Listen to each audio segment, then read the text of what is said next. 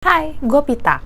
Selamat tahun baru! Semoga tahun 2023 membawa kesuksesan dan kita makin semangat mengejar cita-cita buat masa depan. Lupakan semua yang terjadi di belakang dan berupaya membuat diri kita hari ini lebih baik dari kemarin. Salah satu upaya gue untuk membuat diri gue lebih baik dari kemarin adalah dengan lebih memperhatikan soal kesehatan gue. Bulan Desember, gue melakukan check up kesehatan tahunan yang dibiayai oleh asuransi kantor dan hasilnya menunjukkan, ya memang ada beberapa bagian yang perlu perhatian. Dokter bilang ada beberapa kesehatan buruk yang harus gue ubah, seperti punya pola tidur yang cukup, mengurangi makan gorengan, gula, makan menu seimbang dengan lebih banyak sayur dan buah, lebih banyak minum air, dan ya masih ada beberapa catatan lainnya. Oke, gue akui memang benar. Makanya di tahun 2023, fokus gue adalah mengikis kebiasaan buruk kesehatan gue. Karena ya health is wealth. Ngomong-ngomong soal wealth, tahun 2023 ini juga jadi kesempatan untuk mengubah kebiasaan buruk finansial kita. Ini beberapa hal yang bisa kita ubah. Yang pertama,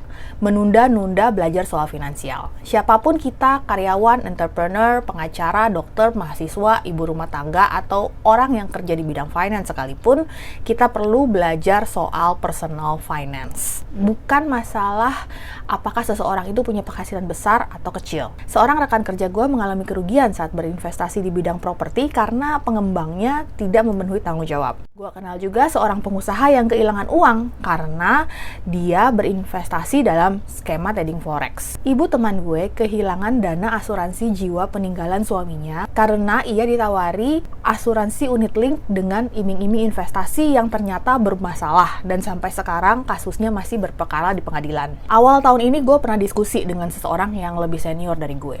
Pit, gue tahu lu anggap bahwa kalau ada investasi yang menjanjikan keuntungan 30% per bulan itu too good to be true. Tapi buktinya gue ada kok. Lalu dia tunjukin bahwa dia menaruh sejumlah uang ke salah satu akun platform trading yang menjanjikan profit segitu. Dan akunnya mencerminkan profit tersebut. Gue nanya, profit lu yang 30% per bulan itu bisa diambil kapan? Jawabannya, setelah sekian X bulan. Tapi gue monitor tiap hari dan mereka rutin transfer ke account gue di platform itu. Beberapa bulan kemudian, ternyata platformnya tiba-tiba nggak bisa diakses dan dia kehilangan uangnya. Waktu gue tanya lagi kabarnya, dia jawab, iya nih sial, untung gue cuma naruh sekian, nggak banyak. Denger itu gue cuma bisa geleng-geleng. Lu orang yang pastinya pinter, karena nggak mungkin bisa mencapai posisi yang sekarang kalau nggak pinter. Tapi lu masih percaya bahwa ada orang yang bisa memberikan profit 30% sebulan dan terus-menerus? Emangnya kenapa kalau uang yang hilang dianggap nggak banyak? Jadi kalau itu uangnya dikasih penipu aja, bebas. Kenapa nggak disumbangin aja? Atau kasih ke gue? Gue senang hati terima kok. Paling tidak, belajar dasar-dasar hubungan inflasi, supply, demand, uang, dan mengenai rasionalitas investasi, bagaimana keadaan ekonomi saat ini. Belajar dari mana bank bisa mendapatkan untung dari nasabahnya, bagaimana reksadana bisa dapat untung dari nasabahnya. Kalau ada orang yang menawarkan investasi ke kita, lihat bagaimana dia sendiri bisa dapat profitnya. Cari tahu dari uang yang kita setorkan, berapa persen yang masuk ke bagian dia, serta apa ruginya buat kita. 2. Berinvestasi tanpa melakukan riset dan menguji benar-benar resikonya. Kalau ada orang yang bilang, taruh uang lu di gue dan gue akan kasih untung lu 30% per tahun. Oh ya, paling nggak ditanya, dari mana dia bisa dapat profit minimal 40-50%. Jadi dia bisa ngasih ke kita 30%. Banyak orang yang menanamkan uangnya ke suatu investasi tanpa mempertanyakan soal ini dan itu. Kalau kita menyetor di satu institusi keuangan yang mengaku-ngaku bank, koperasi, atau platform di investasi digital, paling nggak pastikan bahwa kita tahu apa benar legitimasinya. Kalau kita diajak menyimpan uang di koperasi tertentu dan kita nggak tahu dia bergerak di bidang apa dan bagaimana cara dapat profitnya, kenapa ditaruh di situ? Apa karena kantornya dekat dengan tempat tinggal kita? Atau dengan tempat kita bekerja? Atau karena manajernya sering datang ke rumah, proaktif menghubungi kita, sehingga gampang kalau mau bertransaksi? Ini negara di mana mungkin cuma 1 dari 100 kasus penipuan yang bisa dibawa ke hukum dan pengadilan. Dari yang berhasil dibawa ke pengadilan itu, hampir tidak pernah ada uang korban penipuan yang bisa kembali, walaupun si pelaku berhasil ditangkap dan dihukum. Berhentilah memberikan uang yang kita dapat dengan susah payah ke orang lain yang bisanya memberikan janji-janji. 3. mengambil hutang tanpa berpikir jangka panjang. Ini contoh, misalnya ada pasangan suami istri yang sama-sama punya penghasilan. Mereka mengambil pinjaman, bisa berupa rumah atau kendaraan. Kemudian sesuatu terjadi sehingga mereka tiba-tiba kehilangan salah satu penghasilan. Bisa karena hal negatif, misalnya sang suami kena PHK. Atau bisa juga karena hal yang bahagia, misalnya ada kehadiran buah hati sehingga kondisi sang istri harus bed rest, jadi dia tidak bisa kerja full time atau mungkin tidak bisa kerja sama sekali. Sekarang, keluarga kecil ini dibebani oleh pinjaman dengan cicilan yang tidak mampu lagi mereka bayar karena penghasilan mereka menurun drastis. Pikirkan resiko sebelum mengambil kredit apapun.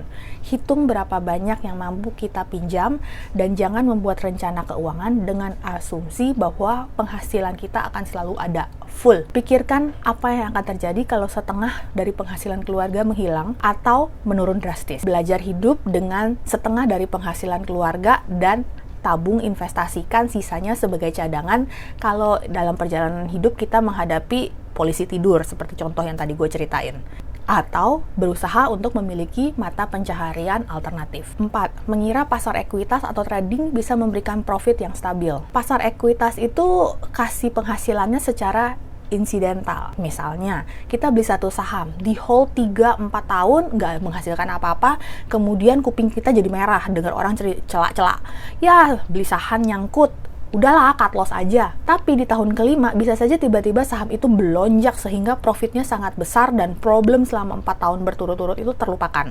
Atau bisa juga kita berinvestasi di reksadana, di mana selama 12 bulan, dia bisa kasih profit 200-300%. Tapi 10 tahun kemudian nggak menghasilkan apa-apa. Tidak ada jaminan bahwa kalau kita melakukan dollar cost average ke market selama 5 tahun atau 10 tahun, kita akan dapat profit.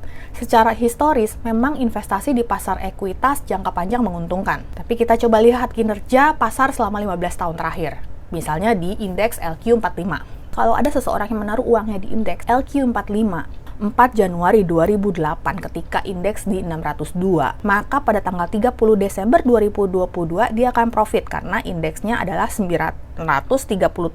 Tapi kalau ia berinvestasi di tahun 2018, tanggal 26 Januari ketika indeks 1126, maka di tanggal 30 Desember 2022 dia malah rugi. Mungkin orang ini akan profit di tahun 2023, 2024, tapi we never know. Walaupun data historis menunjukkan pasar ekuitas memberikan keuntungan jangka panjang, tidak ada jaminan bahwa investasi kita kapan jangka panjangnya itu berbuahnya. Gak bisa kita bilang, oke, gue taruh uang ini di tahun 2023, di 10 tahun lagi di tahun 2033, waktu sudah profit, gue ambil ya. Jadi jangan mengharapkan kalau kita berinvestasi atau trading, itu bisa buat bayar cicilan. 5. Tidak menabung atau menyisihkan cukup untuk diinvestasikan, tapi tetap berharap bisa pensiun dengan gaya hidup sekarang. Kalau kita lihat prinsip-prinsip pengelolaan keuangan seperti save 10% atau 50-30-20, prinsip ini sebenarnya ditujukan buat investor muda yang baru mulai punya penghasilan, yang masih punya rentang waktu 40-50 tahun di masa depan mereka. Investor ini direncanakan untuk pensiun di usia 60 atau 70 tahun. Waktu 40-50 tahun ini akan memungkinkan efek maksimal bagi compound interest bekerja bagi mereka.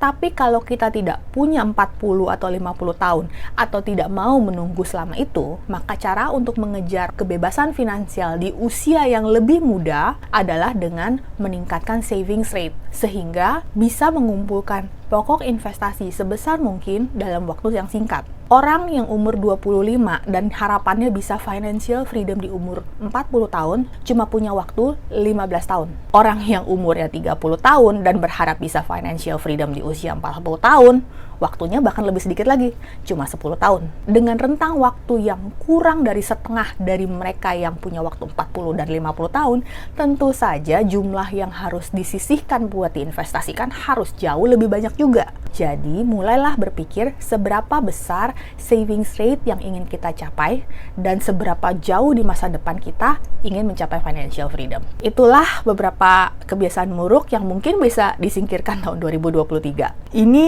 adalah tahun untuk take action. Yuk sama-sama mengubah kebiasaan buruk kita, termasuk gue nih harus mengubah kebiasaan buruk gue agar bisa lebih sehat. It's not about how much you make, it's about how you manage your money. Salam!